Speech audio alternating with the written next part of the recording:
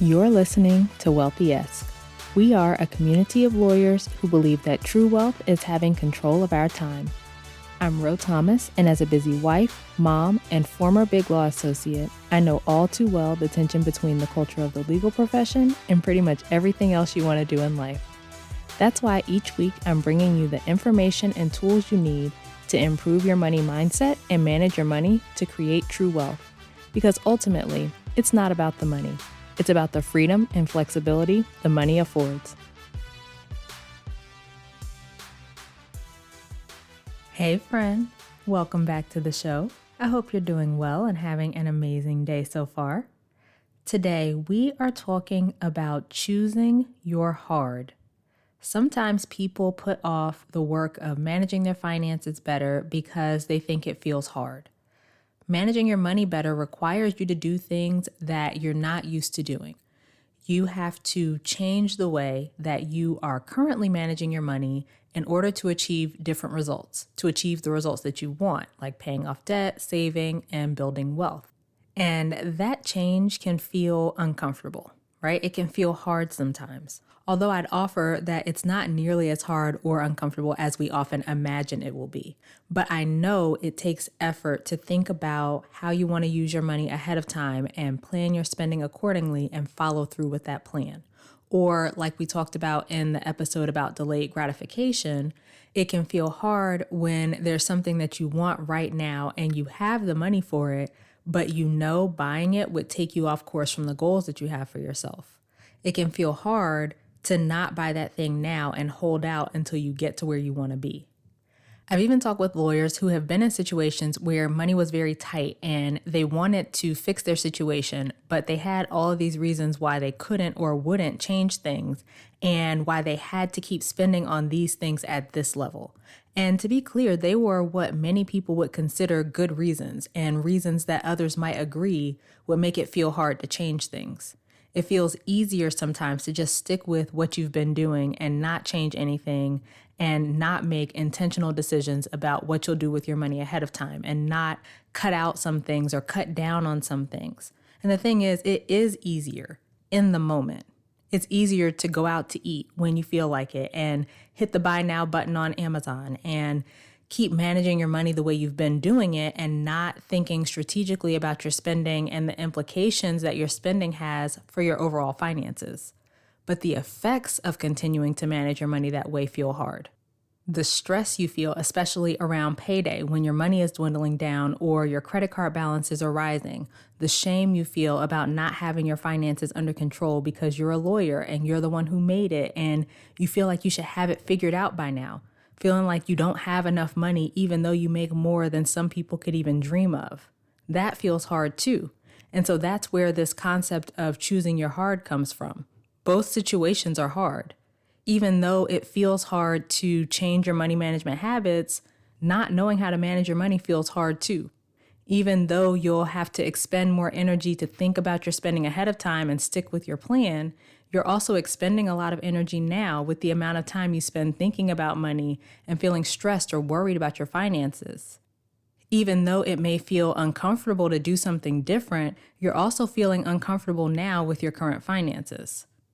Making changes might feel hard, especially when it's a situation where the change means giving up something that you have now or putting off getting something that you want now.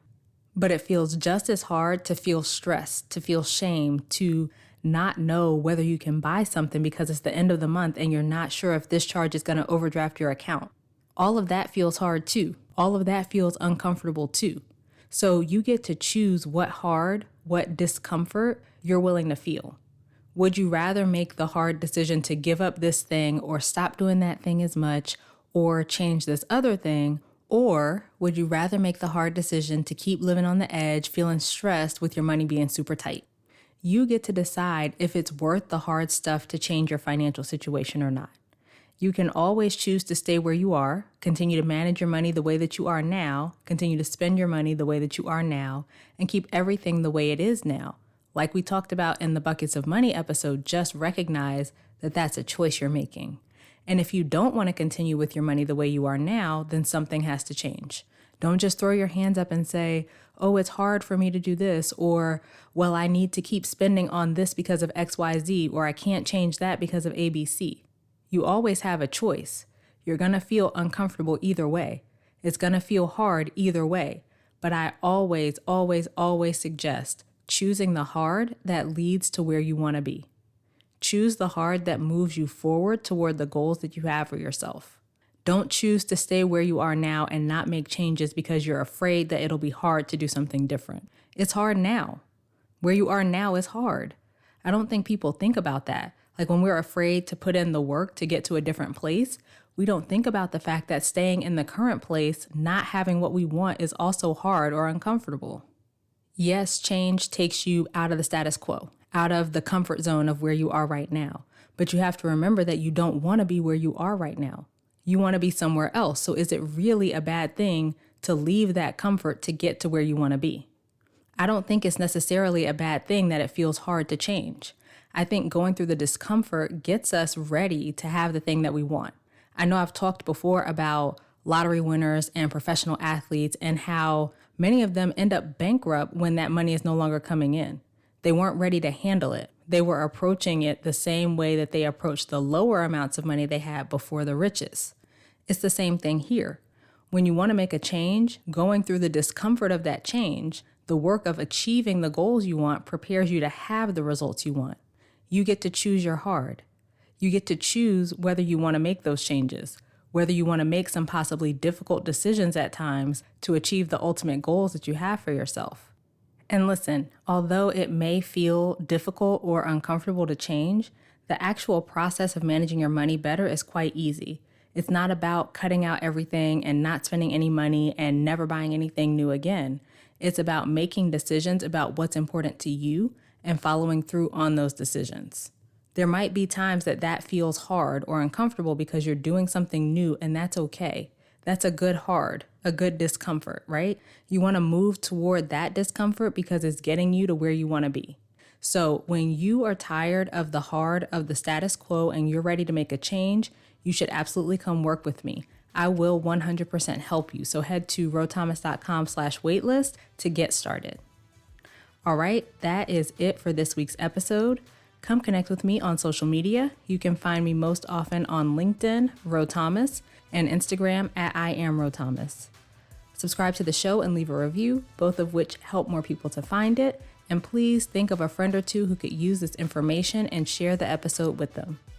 As we close out, friend, I pray that you take the information you learn here, apply it in your life, and open up to the realization that wealth is available to you. As you do that consistently, week after week, you'll continue to take steps to regain control of your time, build wealth, and live the life of freedom and choice you deserve. Talk to you later.